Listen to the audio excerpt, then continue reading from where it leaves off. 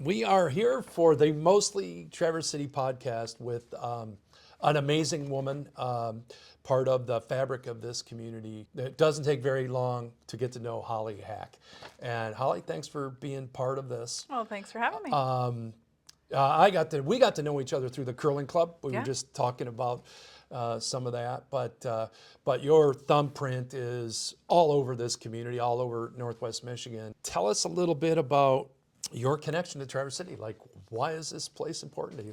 Well, I was born and raised here. So, there's not many of us left that have been here their You're lives. right. Not only was I born and raised, but I've never lived anywhere else.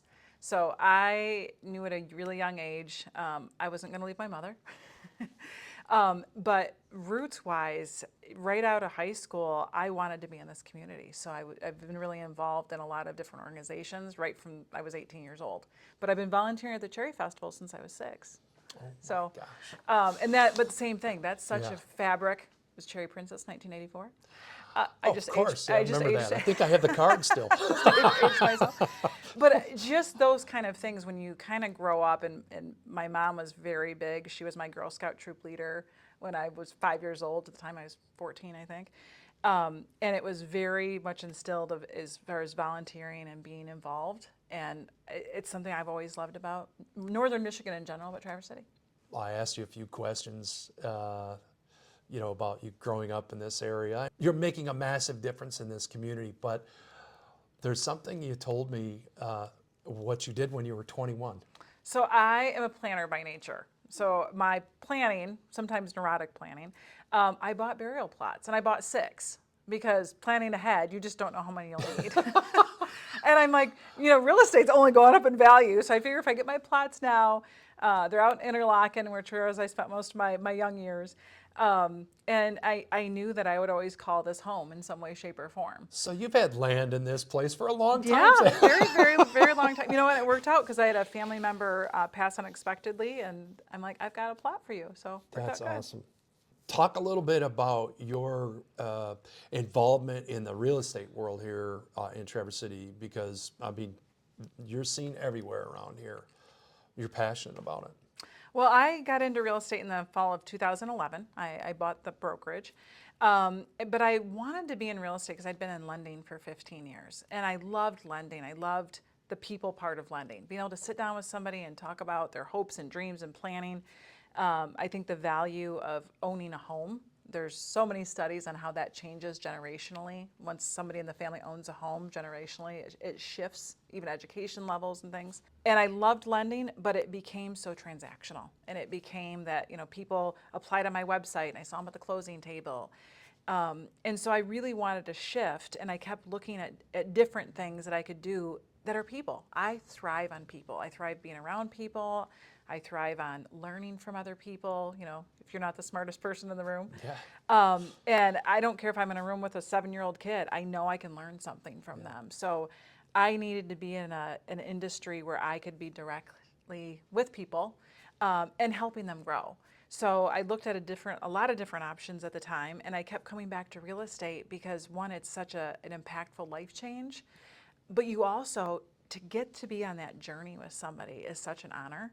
And then meeting people. I love it when I have somebody move here from Florida and I get to tell them all about Traverse City. Wait, there's people moving here from Florida? There's people moving here from everywhere.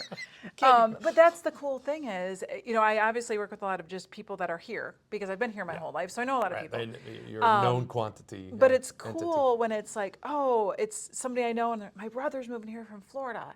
And I get to work with that person, and it's like, where do you get your hair done? Where do you get your nails? How do you meet people? Yeah. Where's the best place for coffee? It's so cool being a native to Traverse City to be like, oh, you have to hit the sand dunes. You have to go to this. Have you done the tours, the Commons tour tunnel? Yeah. And there's times people could be here for 4 or 5 years and just never connect. Yeah. Or know the trails, and so it's once I can meet with somebody and know what they're into, it's easy for me to connect them to a group they can get involved with. So your real estate, involvement, from what I'm hearing, is really more about your love for people and connecting people and learning from 100%. them, and yeah. Yeah, which is kind of cool. I mean, I think Dr. Julie and I would probably say the same thing about our love for what we do is more about helping people on their journey and then learning from them. What a cool thing. Let's talk a little bit about some of the involvement that you have. This list that you shared with me about some of the nonprofit or organizations that you've been involved in, and it's pretty comprehensive. I don't know when you had time to raise any kids, but you and I were connected with one of these, very near and dear to my heart since then. But share a little bit about some of the things you're passionate about and the way you're serving in our community. So veterans and kids are two of the things that I've spent most of my life career being involved in. And there's many other things I'll get involved with, say a Father Fred and help with the food drive or things like that. But when it comes to board commitments and big fundraising, all in, I've been really involved with veterans and kids, and I've been on the Child and Family Services Board for 10 years, Traverse Bay Children's Advocacy Center for 9 years, Very Special Arts, which is no longer, but it was bringing the arts to people with disabilities. Really cool program, just ended a little bit ago, sadly. But for the last 10 years, just came off the Traverse Bay Children's Advocacy Center, but I really went to focus on veterans groups. Just because we've seen such a shift with what's happening everywhere with veterans. But we have so many great veterans organizations here in Northern Michigan that are serving very different purposes. Right. You know, one may be for therapy with equestrian services. Right. One may be for short-term, I need an electric bill paid, right? Emergency type services. And what we found with different things, and I've worked with, say, soldiers coming back to our area or coming back from a tour with the Red Cross, nobody's really addressing that reintegration, right? And how that looks for somebody, whether they've served a long period or a short period, and not just for the veteran, but their families and how their families impacted. So Charlie Golf came to me actually a few years ago. Scott Herzberg, who's also very involved in the community, he had worked at NMC for over 20 years with the veteran services there. And him and I actually served on the Patriot Game board together. Which is a huge deal in Traverse City. Veterans Game, the rival game. Right across the street here in a few months it's going to be packed. Yeah, and we worked on that committee and looked at things, and we kept coming back to, like, nobody's addressing housing, you know, and if you know anything about Traverse City, housing is a daily conversation. And it's something we address in all walks of life, whether it be in income levels, and much to people's surprise, the VA loans aren't always the best loan out there for the people we should be giving our best to. The VA loan isn't necessarily the best. And so we kind of said, you know what, two things. We've got all these great veterans organizations doing amazing things, but no one is really kind of coming together and honing it. Coordinating it all together. So if I would get somebody, a lot of times I'll get a call and, hey, a veteran's moving to town. How can we get him moved into things? Well, you've got the Eagles, you've got the Elks, you've got different kind of veterans groups. You've got a ton of nonprofits putting together different things. But no one's kind of saying, hey, here's a community calendar of veterans events, right? Here's a connection. So our goal with Charlie Golf 1, and when Scott and I kind of came together and founded it, was to say, we want to be that catalyst that brings kind of everybody together. You know, have a executive director that if you came back from serving 12 years, you come in and say, here's what I need help with. I need help with applying for my VA benefits. I've got some medical issues. How do I connect to the VA? How do I do this part? Hey, I'm really into fishing. Is there a veteran group I can connect to? Because that's what you talk to any returning veterans, and that's what they say. I lost that kind of sense of connection. So Charlie Golf 1, and Charlie Golf 1, I did know this. So the benefit you had this past fall was amazing. Thank you. I had no idea what I was getting into, and it's changed my wife and I dramatically. But it means something. Yeah, so when we were trying to come up with, our mission, vision, and values, and, two things, addressing the housing issue, but also addressing that camaraderie, compassion. Right, like you're part of a tribe. That three-legged stool approach. We're like, how do we put out something military term, but something that also kind of tell the story, right? We always have to say we're not involved with golf, right? Yes, right. But Charlie Golf 1 is actually an old naval term. And what it meant is if a ship was in trouble, they would register, and Charlie Golf 1 would be the term coming back, which is standing by to assist. And Cool. what we love about that is there's kind of this old mentality that only a veteran can help a veteran, right? If I don't know your story, I can't. Right. And we're trying to say we're all here as a community to stand by to assist you. And, like on our board in particular, we have a 50% rule for veterans. We've got to be a 50% run board. But that's also, it's not just a veteran board. It's not a community board. We want to make sure that we've got all aspects and that we understand. The vice president of my board is a female combat vet, who was also one of the speakers at our event. But again, telling her story, right? Because it's different amazing. as a female combat vet to leave your child and walk away. And as a mother, I never even, I don't think about that as much as you always see guys going away. It's a different story to tell. But that standing by to assist, that's part of it. So we did, our name is Charlie Golf 1, standing by to assist veterans. And we started putting that right in our name. So people weren't confusing us with golf, right? But it's really that this is a whole community. This whole community is coming together to say, you put your name on the line. You signed that check up to the value of your life to say, I'll serve my country. And we want them to come back and know exactly what that means. Yeah. Well, I tell you, I'm inspired by the vision, that looking at the big picture rather than the tiny minutia, and then the capacity that this organization has to be able to kind of connect some dots here and create some efficiencies. And I'm sure that's going to happen over time.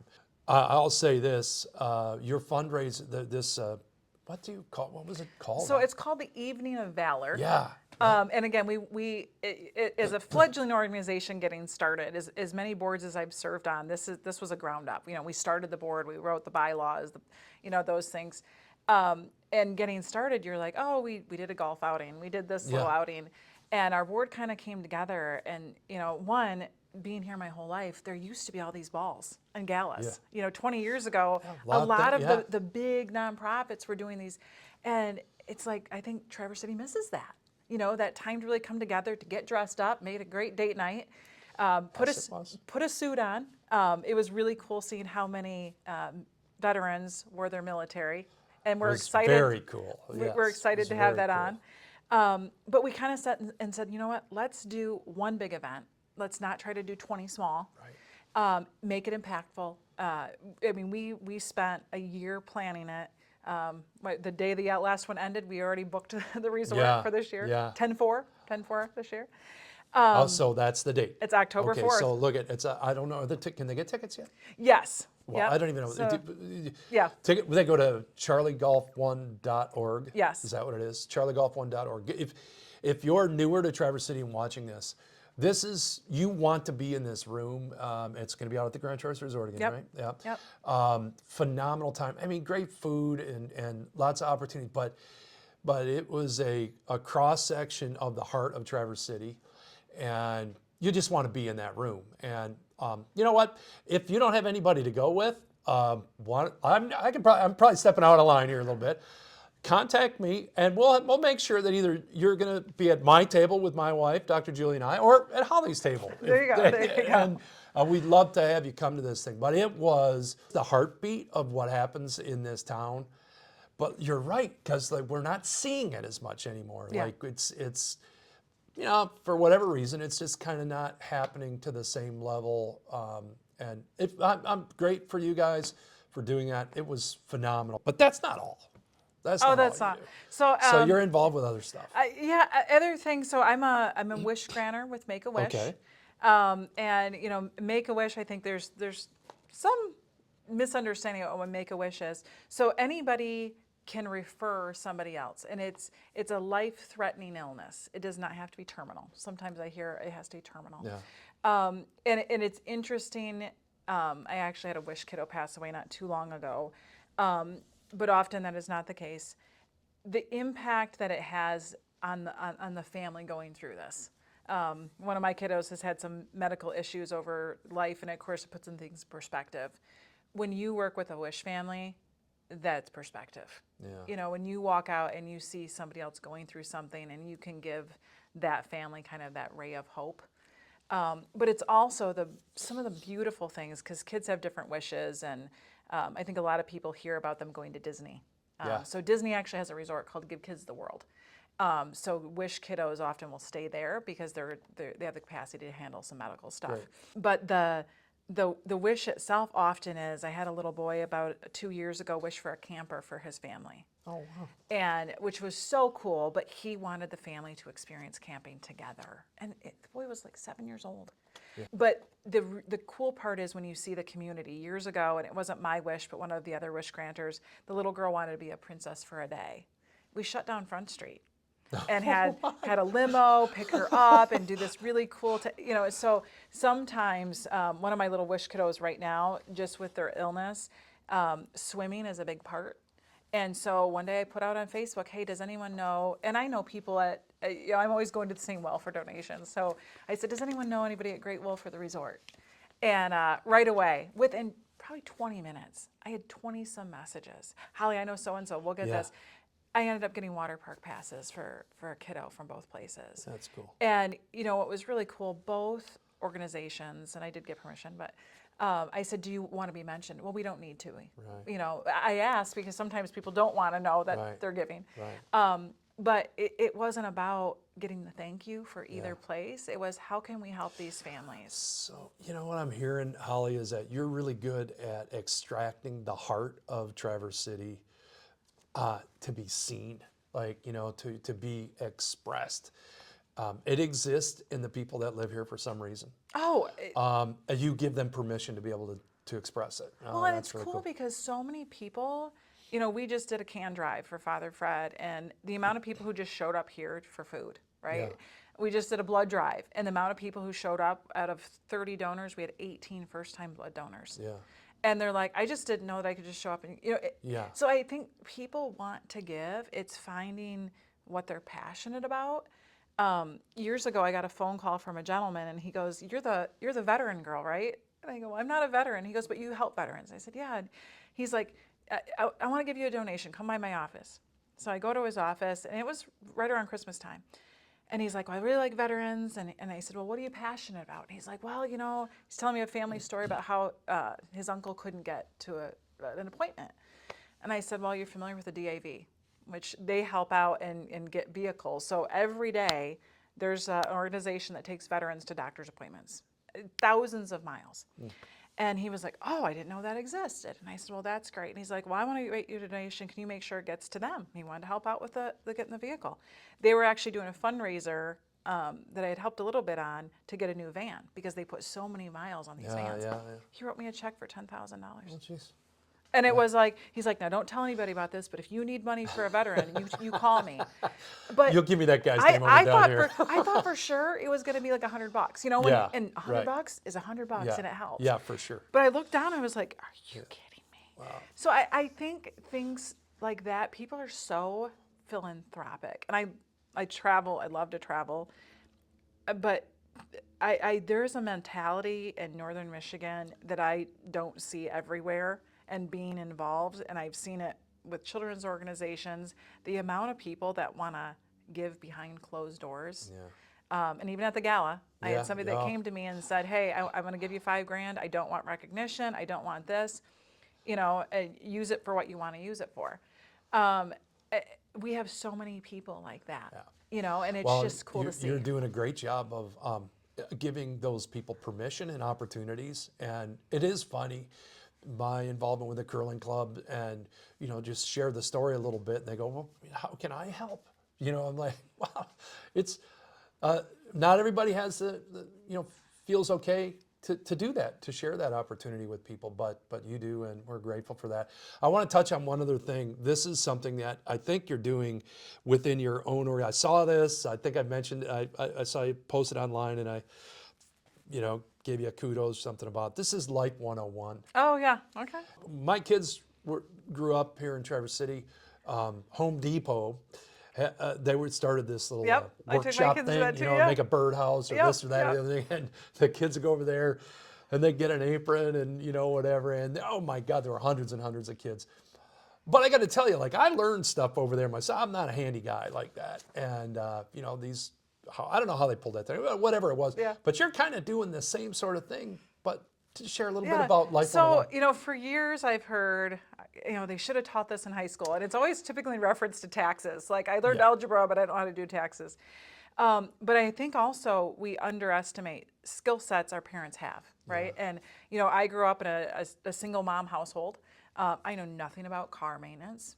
We most of the time didn't have a car, let alone how to maintain a car. I don't know how to put air in my tires to this day, but I'm going to learn soon. So Life 101 kind of came out of, let's not, my kids, because I've been in lending and real estate, I had them on Dave Ramsey classes and we were playing games and this is how you figure your budget, and since they were young, because that's my skill set. I never taught any of them how to change a tire. So we kind of came, same with plumbing. So I've been throwing this around. We tried to do it when pandemic was it. Oh, yeah. And then I said, let's just do this. And it's one of those things you talk about. And I'm like, 2025, I'm doing it. My word of the year is connection. And I'm like, we're gonna do this year. So we kicked it off with Team Bob's. And what's really cool, same thing. I put it out on social media and said, I want to do this. And right away, people are, I could do a class on this. I can do it. And it's funny because just like use gardening, if you grew up in a gardening household, you know how to garden. But a lot of people didn't.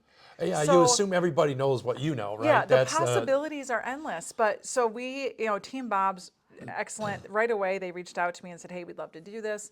We'll start off, we're going to do a plumbing one, and then we're doing an HVAC in the fall. So started with plumbing 101, right? Just basic plumbing. And I can tell you, half of us in the room were like, I had no idea you could do that. I had no idea you could do that.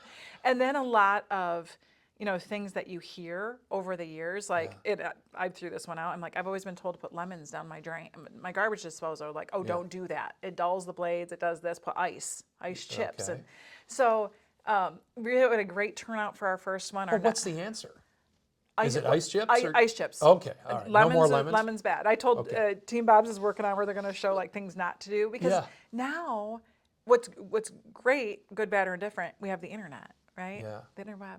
So you can Google just about anything and get a video of how to do it. Right. But 90% of the time they're wrong. Yeah, right? okay, could So be, yeah. you have people going, oh, this works, and then you'll have, people will say, oh, a drywall hole, put toothpaste in it. Don't ever put toothpaste in your drywall holes. So, you don't even know the right questions to ask necessarily. You just know that you don't know. Yeah. So that's the Life 101. The next one is on kind of same thing. Basics of just starting a retirement fund. Yeah. Because a lot of people don't realize at 18 they can start an IRA, right? And kind of getting that started. And in May, we're partnering with TC Towing. And he's going to do a whole presentation on basic car maintenance. Oh my God. And it's, again, basic 2-hour, but hands-on. So he's doing it at his shop, and that's what Team Bob's. They actually built like a background so we could see plumbing valves. They pass things around. We're going to do a cooking one. This is so cool. I just think it's such a neat concept, a neat idea, and so community oriented. And Holly, that's who you are, constantly finding ways to connect with people and helping them live better lives. I got lots of great ideas on that, and would love to help you with that somehow, and connecting. And what a cool thing this would be in Traverse City to have, like, it's the first Saturday, and that's like 101s, whatever the day of the week it is, to where it ends up being like what that thing at the Home Depot was 15 or 20 years ago, where you couldn't get a parking spot in the Home Depot. Well, and I think they're still doing, that's the thing, is we've got a lot of, and I've taken like a cooking class at NMC, or I just did a tasting with the cheese lady that was super fun. This one is free to the public, right? Yeah. So if you want to come in at basic car maintenance, it's learning from somebody hands-on that has the vehicle, you can see, touch, feel, and have some basics as opposed to watching a YouTube video. Right. That you real don't know. hands-on learning. And it's somebody reputable in Traverse City Right. that you're not getting Joe Schmo off the internet that's telling you to do something bad for your vehicle. Wow, what a cool idea. And so how do people, like, if they want to do one of these Life 101, where do they go? How do people connect with you? So I'm on social media, pretty much every social media platform. It's Holly Hack. So on Instagram, it's Holly Hack Realtor. I am on TikTok. I'm on Snapchat. Really, Facebook is where I find my major connections. Email wise, I'm on a mortgage team, see, old habits die hard. Real estate team, which is Reichard and Hack, Okay. which Reichard and Hack is really the catalyst for Life 101. Easy to connect with me. My phone number's public. Yeah, we'll have all that stuff in the show notes and that kind of stuff. So, Holly, thanks so much for spending your time, your precious time with us. My pleasure. For making Traverse City a pretty special place. You do a great job of doing that for Well, Traverse and City. so do you, so thank you.